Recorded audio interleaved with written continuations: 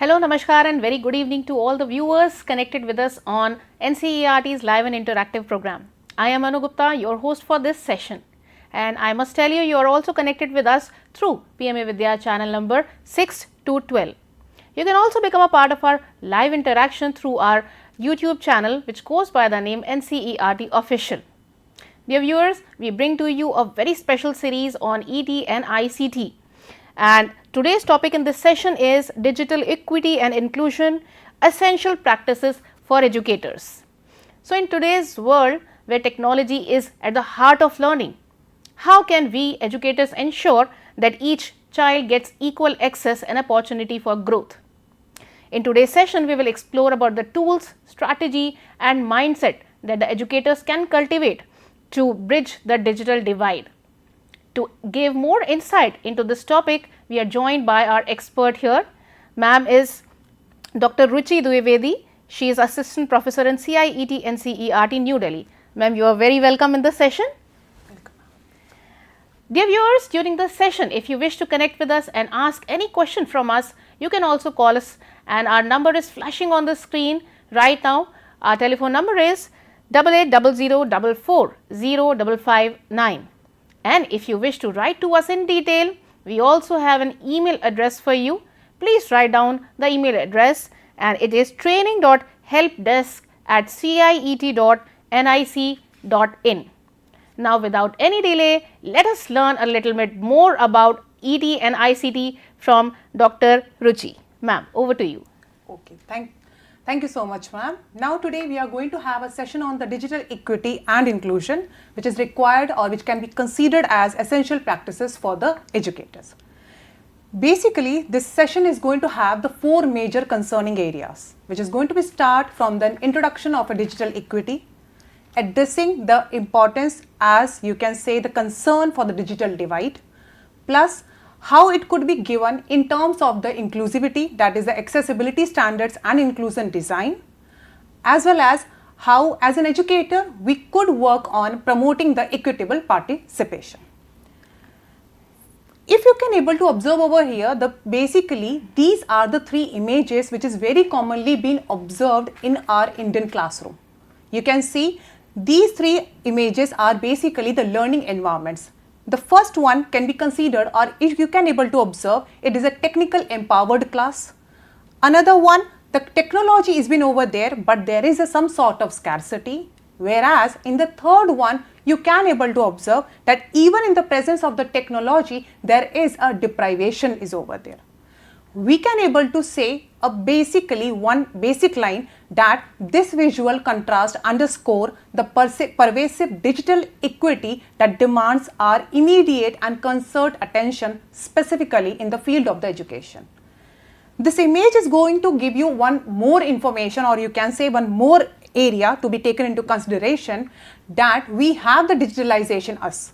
We have the digital tools and instrument with us, but we are facing some problem in terms of digital divide. Right. Whereas the concern is that we should need to go for the digital equity. So we can say that digital divide is a problem which is referring to the disparity in access to, use of and impact of ICT across the population, whereas the goal is that to go beyond the access to ensure all the individuals and communities possessing the ICT capacity for the full participation in the society, education, as well as in the in total economic status of a country. Right. In a way, we can also say there are the few key dimensions which include the disparity, like the access to the devices, internet infrastructure, understanding about the digital literacy skills, affordability of technology, as well as the availability of the relevant content. Whereas the digital equity, if what we are aiming is basically work on the equitable access to the affordable and reliable digital resources, development of the digital literacy as well as the competency among the learners, as well as not even to go for the one group, two group or three group, but to work on the inclusive and meaningful participation in the development as well as in working on for the digital environment. Ji.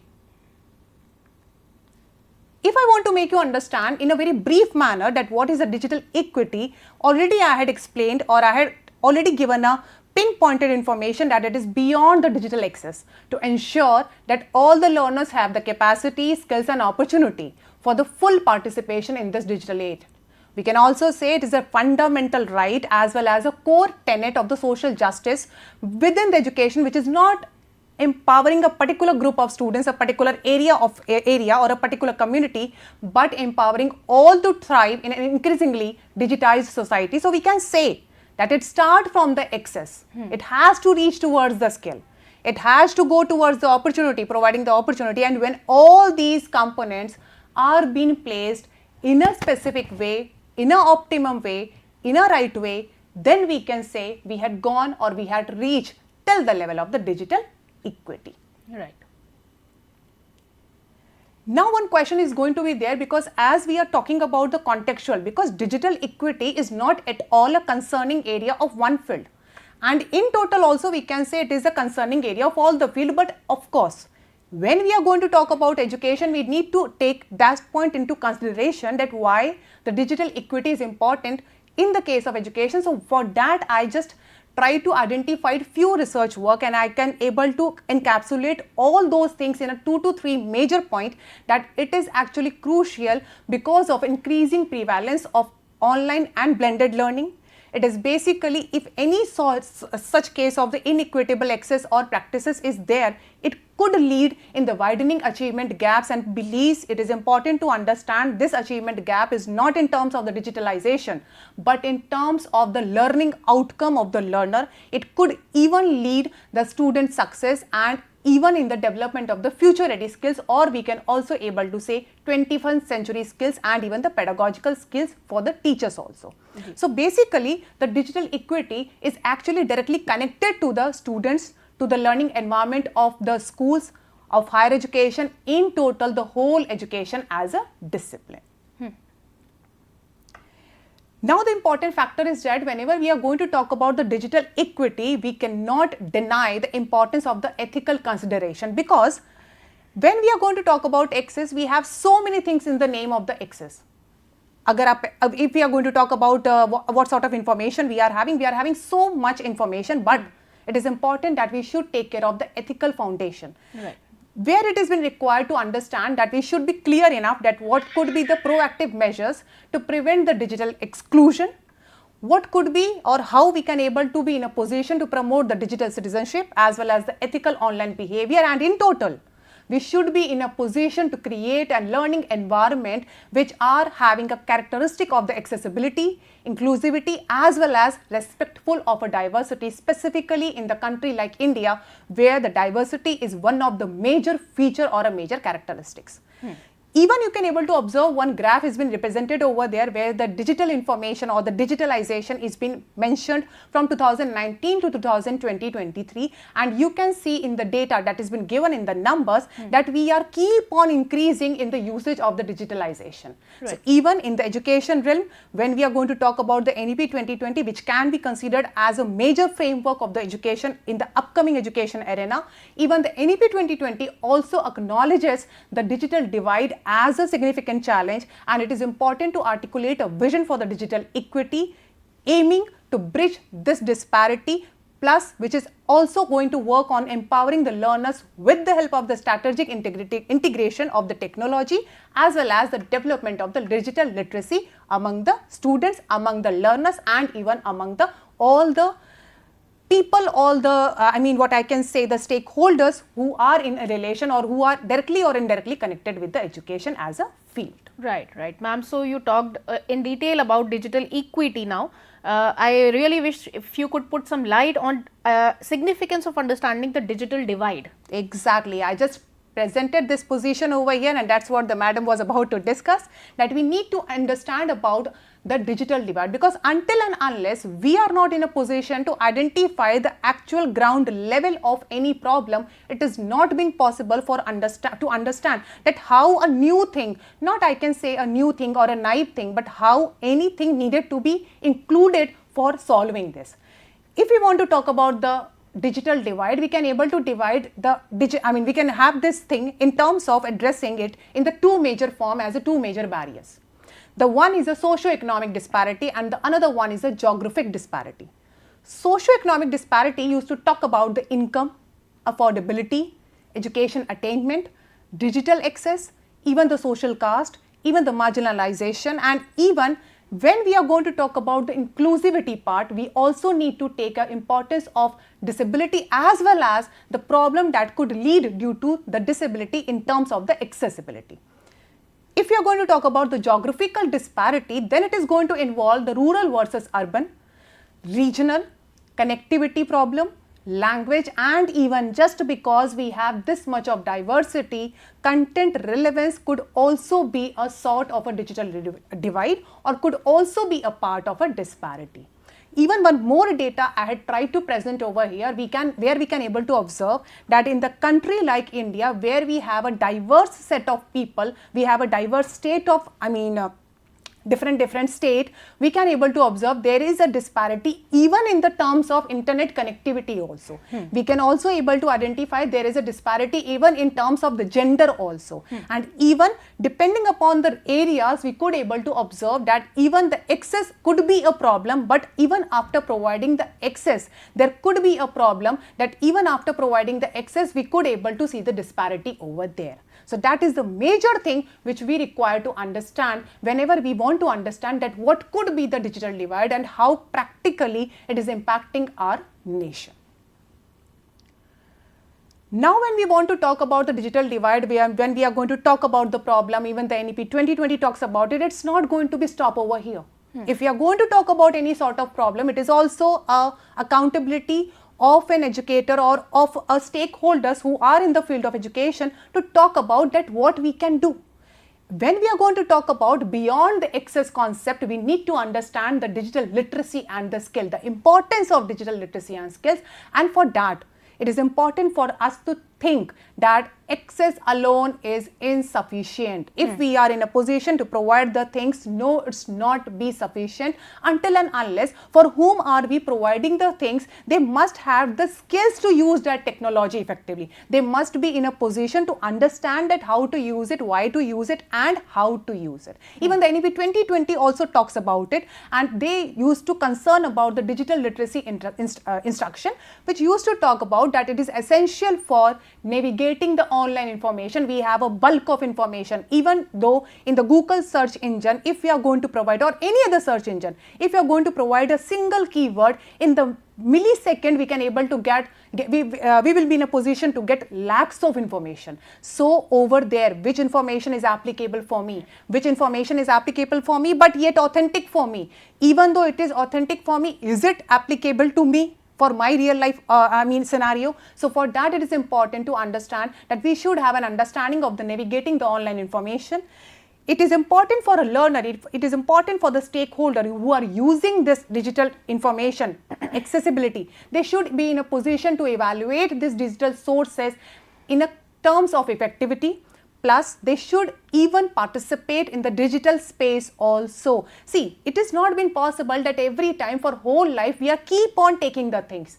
It's also important that if we are getting the information, we should be in a position to disseminate that information. Right. And for that dissemination, it has been required that we should participate in such digital space, in such digital learning environment responsibly, and for that, it is important for the educators to address the digital literacy gaps to ensure that they can effectively teach these skills to the learners, to the students, so that in the future they will be in a position to understand these instructions, and not able to only understand this instruction but even able to utilize these instructions in their real life scenario. There could be a possibility that we could utilize some strategies also, as madam had already been told about it at the starting phase only, that we also try to understand some sort of strategies which can be utilized over here and addressing the digital divide, which actually require a multifaceted approach, because it used to have the two major areas. One, it could be the institutional, and another one, it could be the classroom level. If I want to talk about the institutional level, then it could turn up in the two major forms. The one is a policy recommendation, and the another one, it could be the infrastructural and technological intervention. In the policy recommendation, we can able to talk about that it is important to develop and implement the policies that prioritize the digital equity. So now we need to go one step ahead, two steps ahead, 3 steps ahead. We not only need to talk about the accessibility, we not need to talk about only providing an opportunity. It's not only providing the skills, but all these 3 things at a specific and a optimum place, so that for that it has been required that institutions should work for developing the policies, for developing the guidelines, for developing such strategies or providing a scope of strategies for the stakeholders so that they can go over till this level. Plus, it also important for an at this stage to institutional level to advocate for the funding as well as for the resources, so that we can even not only talk about the accessibility, we talk about the digital inclusion, because until and unless digital inclusion is not taken into consideration, digital equity will not take the justice.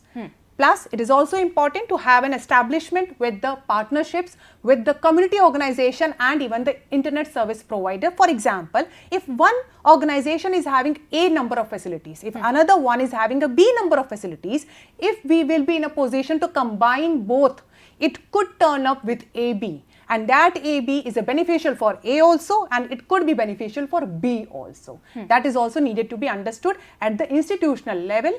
Plus, whenever we are going to talk about the infrastructure and technology, it is very simply been presented over here, but yet it is important that it is important to invest on the internet connectivity. It is important to work on the device and the technical support, as well as for ensuring the accessibility of the digital resources, not only the resources, even the appropriate platform also. So, if the institutes will be in a position, any sort of institute, it could be the organization, it could be the educational organization, specifically for the higher education or either the school education, but at the institutional level, if such type of things will be taken into consideration, if these parameters were taken into consideration, it will be quite effective enough that we can go for our next level of strategy, that is a classroom level of strategy.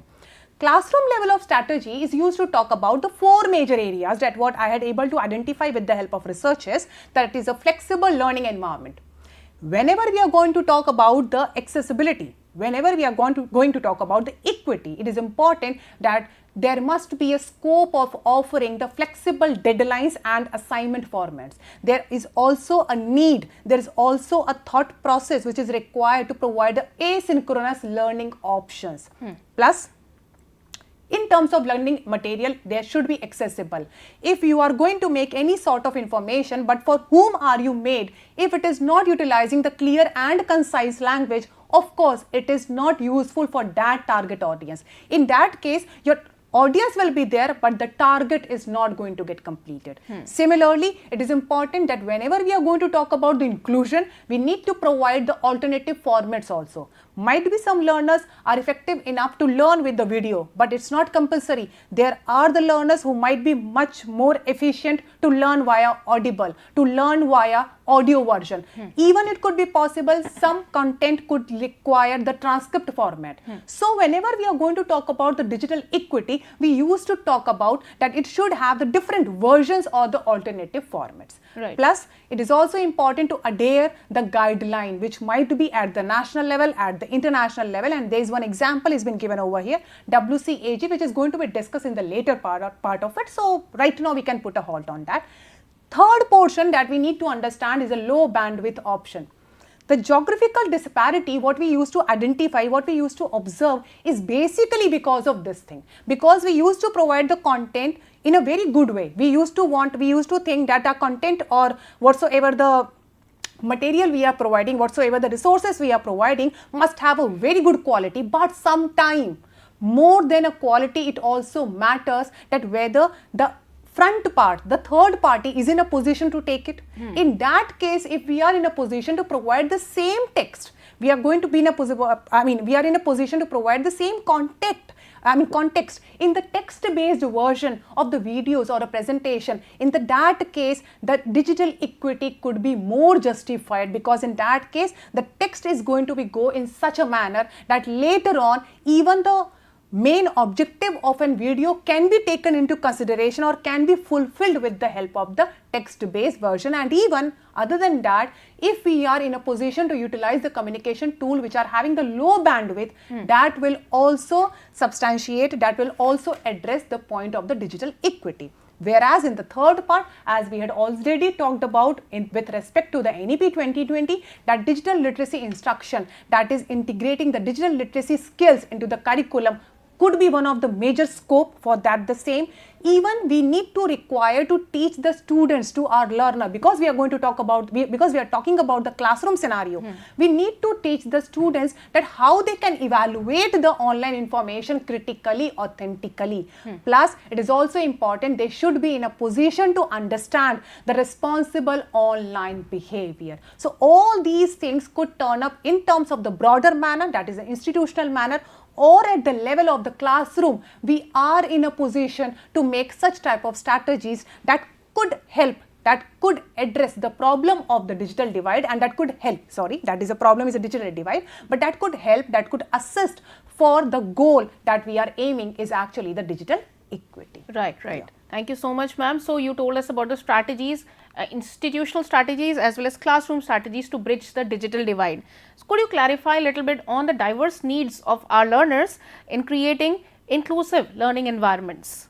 Okay, so as our madam had pinpointed a very good concern, that whenever we are going to talk about the digital divide or we are going to talk about the digital equity, we can't deny that until and unless we are going to take care of a major concern of inclusion, it is not going to get fulfilled, or it is not going to get catered. So pinpointing the accessibility standards and inclusive design, as I had already promised, that there is one word which I had been mentioned over there, one concern, one framework I had mentioned over there, WCAG, that is a Web Content Accessibility Guideline, which are internationally recognized standards for the web accessibility, and it is not for the student, it is not for the learner, it is not for the one particular community, but it is for all who is utilizing the digitalization as a frame or as a context. Even the link has been provided over there, that also can be taken care of, and it is actually been designed in total, in the nutshell, if I want to make you explain, it is basically been designed to ensure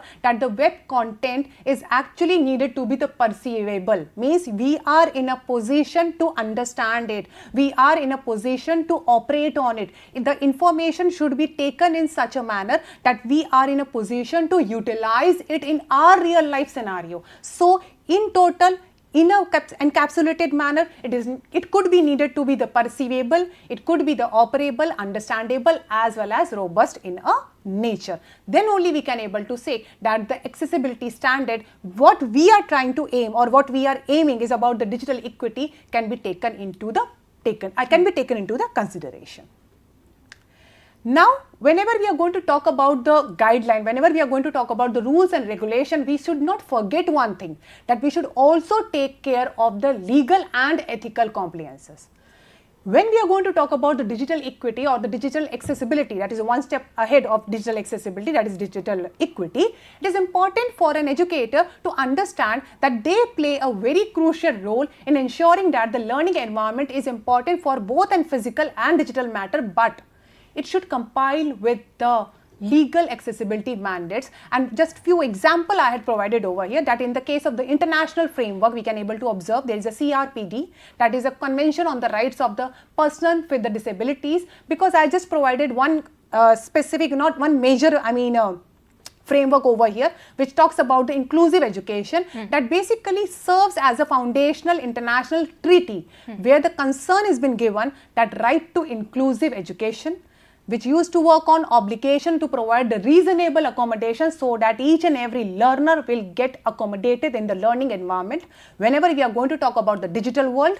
Plus, it is also important to take care of the accessible information as well as communication. So, for the detail also, we can understand, we can read this whole document and we can understand that how the different articles are there which directly talking about the digital equity, and even the other other articles are also there which are directly or indirectly is going to address the importance of the digital equity. Whenever we are going to talk about the Indian situation, because of course, if we are going to talk about our country, we need to understand that in the national legal obligations, we can able to observe one more such framework, that is about the Rights of Person with Disabilities Act, that is 2016, and it talks about to providing the accessible infrastructure in terms of the physical as well as digital. adapting the curriculum and the teaching method so that the diverse need is going to be get catered, that all sort of learners are going to be get catered over there in a one classroom scenario, plus supplying the assistive, because it could be possible that one set of providing the detail or one set of providing the resources might be not beneficial for all, or might be not catering the need of each and every learner. So in that case, supplying the assistive device and technology could also be an effective, directive could be over there, as well as ensuring that this accessible assessment practice, because this is also one of the major concern is there, that if we are going to provide the information, we also need to take care of that the learner and the student has to go with the assessment practice also. And as we are going to integrate anything in a curriculum, we cannot deny, we cannot put the point into the side that assessment practices is also important. So for the legal compliances, in a nutshell, we can able to say that the educator must know the specific accessibility standards. They must be in a position to utilize the accessible technological platforms as well as tools. They must be in a position to create or to understand the accessible learning material. It could be in terms of document, it could be in terms of presentation and video, and even it could be possible that for one content, we could go for the documentation, we could go for the presentation, even it could be the audio, even it could be the comic book, even it could be in terms of case study. So all different sorts of accessible learning material could be utilized. Same what we can observe over here also, that for this own session we had utilized the presentation also, we had utilized the link also for the further reading, we had also utilizing the auditory, that is the oral understanding and lecture, this oral presentation also. Plus it is also important because whenever we are going to talk about the inclusion, we should provide accommodation, as it must be taken care of that each and every student, each and every learner is getting a benefit of whatsoever the digital content or whatsoever the context is been given or is been presented in front of them. Now whenever we are going to talk about, as I already told, we had talked about the legal one, we also need to understand the ethical one. When we had talked about the digital equity, over there also I had pinpointed this concern that digital equity is, digital equity is needed to be taken care of with the ethical considerations. So over here also, with the legal compliances, even the accessibility is a core ethical responsibility also that is needed to be rooted in the fundamental principles of equity, dignity and inclusion. Of course, equity in terms of ensuring the fairness and the impartiality in terms of accessing the educational or in terms of providing the educational opportunities. Dignity because we require to provide respect to each and every individual who are involved in this process, because equity is nothing, or equity is not going to get completed until and unless we are not providing the dignity. Plus inclusion, because whenever we are going to talk about the dignity, whenever we are going to talk about providing the resources, whenever we are going to provide not even the provision of resources, but even usage of resources, we need to take care of that inclusion is one of the major feature. So in total, we can say, in a nutshell, in a wholesome, we can say that excluding the learner due to accessibility barrier is a form of a discrimination that actually finally perpetuates even the social injustice also. So that is important to be taken care of in terms of legal, in terms of ethical, and that understanding must be there among the educators in the education field. Accessibility is basically used to be talk about that there are the benefits also, not even in terms of the digitalization or not even in terms of advocating or not even in terms of providing a justification to the digitalization, but it also enhances the learning experiences, because whenever we want to talk about any concept, it is important that how as a stakeholder it is important for me. So for educators, it is also going to help them to promoting in terms of providing the clarity and the comprehension of the content that benefits all the learners, and ultimately it is not in terms or regardless of the learning styles, in terms of the usability, that is in terms of the simplified navigation and the intuitive interfaces. And even one of the major feature of the digital equity is to provide a flexibility, that whenever we are going to have the option in an authentic way, as per the requirement, as per the mental status, as per the condition, circumstances,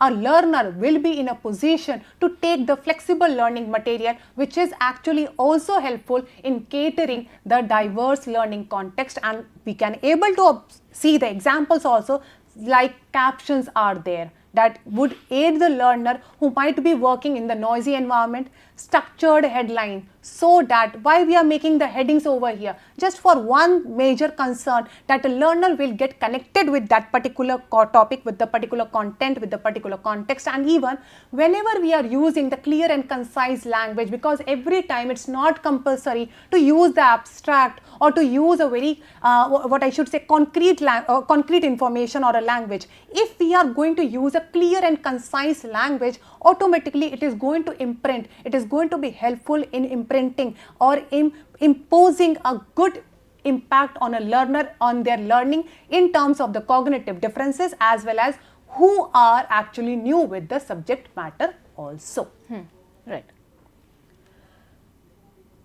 There is one concern which has also been taken care of, because when I was understanding about this inclusion, and specifically in terms of the digital equity, we came across to one point, that is a universal design for learning, and the researches are still going on this particular concern. It is still in a what I can say in a phase of a research where we can able to understand that this is a complete framework that guides the development of a flexible learning environment. So it is not only going to be talking about learning resources, it is not talking about a different type of resources or only about the accessibility, but creating a complete flexible learning environment so that each and every individual is going to be catered. Each individual differences, learning differences is taken into consideration, is taken into the pinpointed area, and that is used to talk about the universal design of learning. Yes. Yes. So ma'am, if universal design of learning makes learning more inclusive, why might we still need to add other learning methods based on diverse needs of our students? Exactly, that's a very good point which has been raised by our ma'am.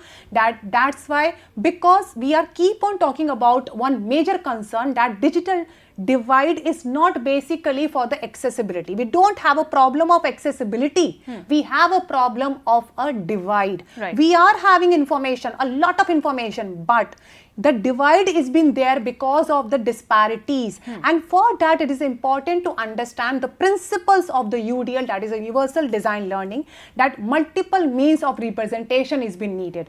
We are providing a tons of information, but if that tons of information is not poking our target audience, it is not going to be considered as a useful. Right. So it is important to provide information in various formats. That is we can able to observe that these principles could be taken like a checklist for an educator. That an educator, whenever is going to prepare any sort of information, it is he or she is going to prepare any sort of or usage of any digital things, they need to put these things as a checklist, that whether the information what they are providing is actually impacting to their target audience or not the way they want it, whether it is fulfilling the objective or not. So for that, it is important to provide the information in various formats. Even they should be ready enough, it should be flexible enough for the customization. It might be possible the information which seems real for the urban area might be not a real scenario for the rural area. Right. For a simple example, I can say that the agricultural field.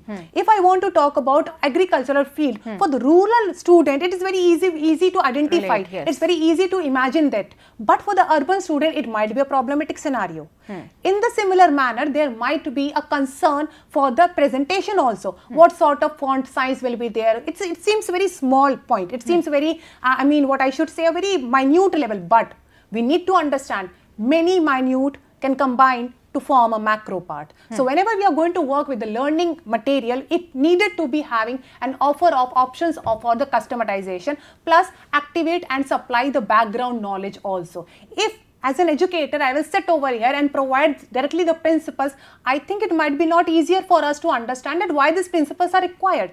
Because we are talking about the universal design, of course, in one place we are talking about the universal design, but in another case we are talking about the individual difference. So how these two platforms are going to turn up or going to come at the one stage, for that it is important for us to understand the principles of UDL. Next, multiple means of actions and expression, that to offer a diverse option for the students to demonstrate their learning. That as an educator, if I am getting a benefit, or if I am taking a benefit or advantage of providing the learning material in a different format, similarly, we should provide our target audience also to provide their feedback, to provide their answer, to provide their responses in a different format. So that could become under the caption of the multiple means of action, expression and even the responses, plus providing a scaffolding and support for the different skill level. At the starting point only we had talked about that the students or the learner need to have the different skills to use the digitalization, to use the digital information or to use this learning environment at the best way. So for that different skills are also required, plus multiple means of engagement also. In how many ways, in how we are going, see, we are going to talk about the digitalization, so we are not talking only about the asynchronization, we are also talking about the synchronization. So in that case we need to provide to offer the different we need to provide the choices in front of them to increase the relevance, to increase the value, to increase the authenticity.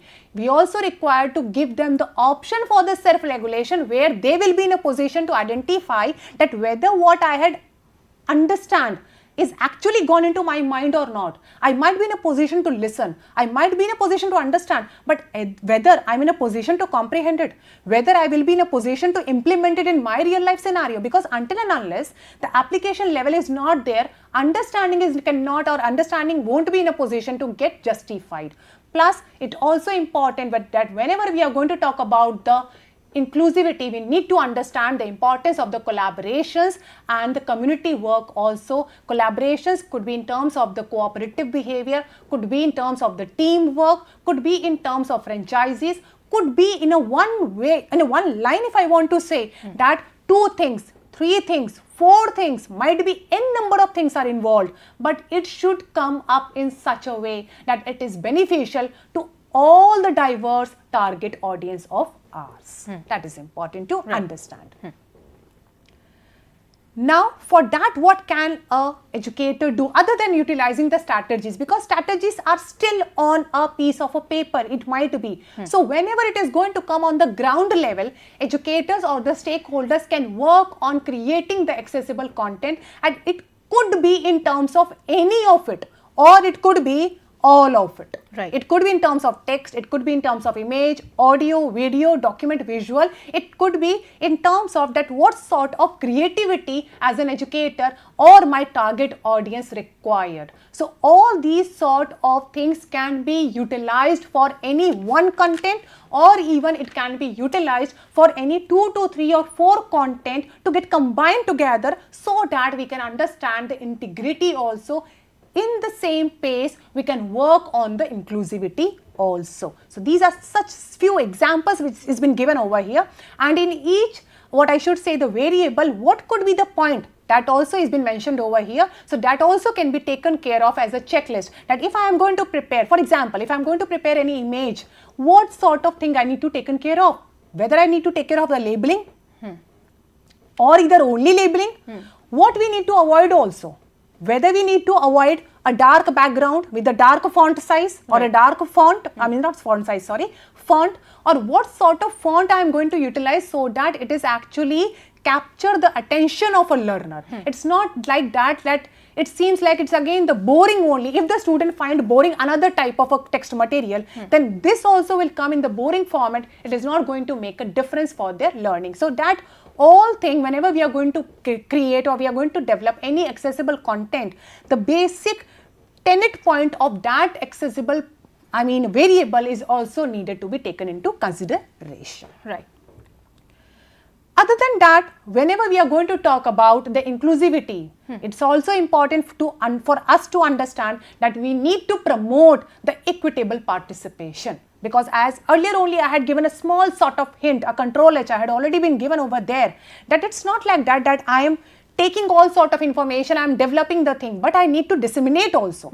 So whenever we are going to disseminate it, whenever we are going to understand it, it's important that we should take care of the three major areas. It's a very broad areas. There are so many things which can be encapsulated in a particular umbrella, but in a very superficial manner, if I want to talk about, we could involve in terms of strategy as to establish a clear guideline, providing an instances where there is a possibility of a disrespect of or a biasness, because equity will not get catered until and unless we not address the last point, that is a potential biasness. We need to understand this point very well, that we should avoid the biasness, but avoidance or working is only been possible when we are in a position to address it.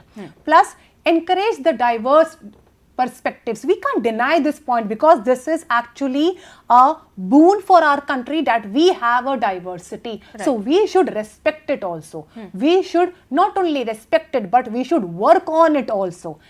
Similarly, we need to provide the techniques also. We need to provide a flexible participation options, as we had already been discussed about it. It could be in terms of the presentation, it could be in terms of the audio or in a video form, it could be in terms of the transcript.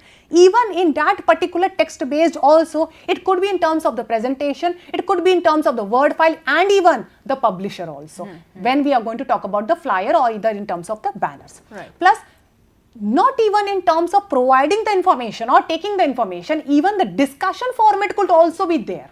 The very discussion format that if it has been required that I want to have a discussion with the expert, we can't discuss it with the journal group. But if any sort of discussion is required to be taken care of with the journal group, it's not been possible that it can be done in a room which is having only the capacity of 10 people. Similarly, when we are going to talk about the equitable participation, we need to see that which sort of information or which sort of discussion needed to be done in the synchronous manners, which needed to be done in the asynchronous manner, and if it is asynchronous manner, how we are going to take a response, how we are going to take a feedback. Similarly, right now we are having a session. So in that case, you as a learner, as a target audience, have a feasibility to ask the question to be kept in a chat box. It might be possible that you can't do an online session and you can unmute yourself or you can put your question in a direct manner. That's what we used to do in a classroom manner. But you have a feasibility that as a learner, as a target audience, you can ask the relevant question in the chat box, which are going to be taken care of at the end of the session. Right. Similarly, I had already talked about the addressing the biasness, because until and unless we will not talk about the biasness, we will not be in a position to identify the root cause of a problem, and then till then we will not be in a position to identify the strategies. Absolutely. So ma'am, since we talked about equitable participation, given India's diverse, what changes are needed to make sure that everyone learns equally and effectively in digital classrooms? Exactly. So if you can able to observe what the madam was about to talk about in a very nutshell, in a very, what I can say, in a very complete background format, I had tried to put it over here, that for the diverse learning, it is important to understand the various strategies for differentiation and personalized learning in the online setting, because whenever we are going to talk about the digitalization, we can't deny that we are working in the online setting. Over there, of course, it seems one sort of a revision format or a summarization that to provide a flexible learning pathways and choices in the activities. Whatever sort of activities,